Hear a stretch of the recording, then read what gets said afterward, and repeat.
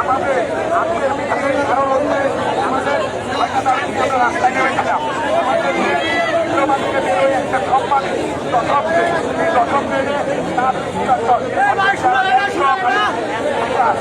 এই দশকে আমাদেরকে না শুনলে হবে আমরা সবই জানি ওদের পক্ষের আইনে এমনটাই হয় তাইলে অন্যান্য কান্ট্রিগুলোতে দেখা যায় যে তারা যুক্ত হয়ে অনেকগুলো ইমপ্লিমেন্ট করছে আমরা যদি আমাদের কোম্পানি না পাই তাইলে এই ডিপ্লোমাতে করার আগ্রহী থাকবে না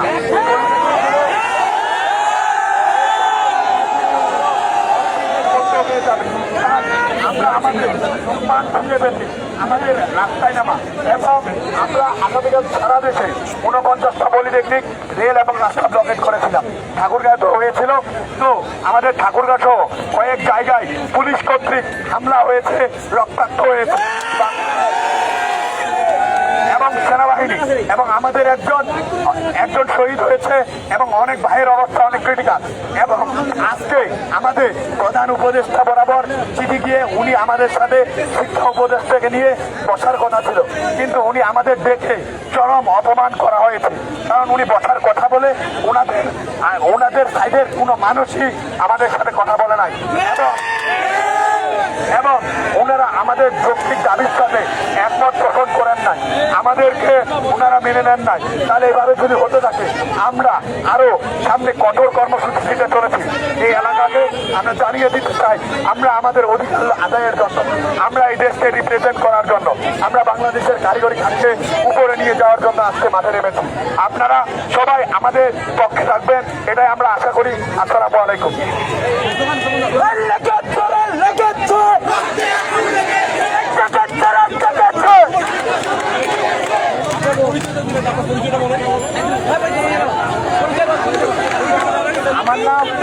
আমার নাম মোহাম্মদ আরিফ ফৈজাল পলিটেকনিক ইনস্টিটিউটের সপ্তম সেমিস্টার কম্পিউটার ডিপার্টমেন্টে আমি একজন কারিগরি ছাত্র প্রতিনিধি আমার নাম মোহাম্মদ আরিফ ফৈজাল কম্পিউটার ডিপার্টমেন্ট সপ্তম সেমিস্টার ঠাকুরগাঁও পলিটেকনিক ইনস্টিটিউট ছাত্র প্রতিনিধি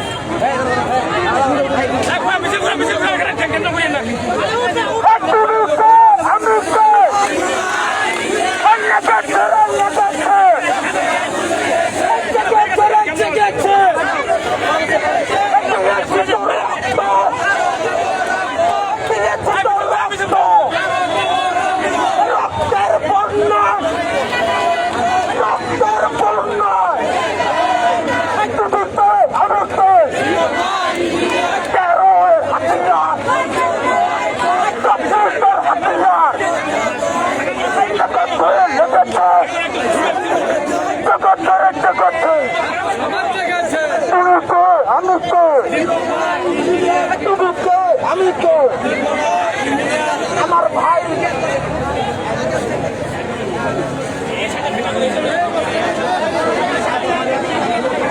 আমার ভাইয়ের রক্ত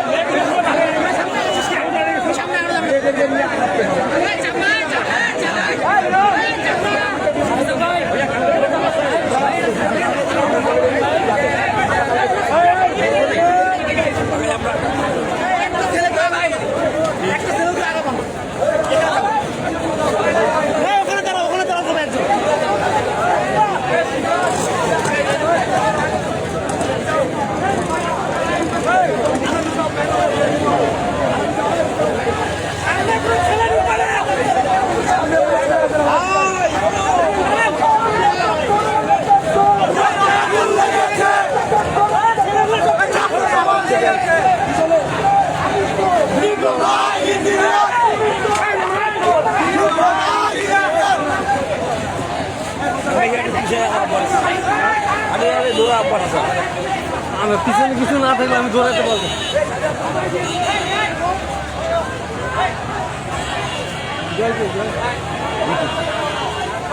সেটা কথা বলা বসে আজকে কথা বলা সাংবাদিকতা করতে মায়ের দিলে দিলে সমস্যা হবে, এত ভয় করে সাংবাদিকতা হয় না।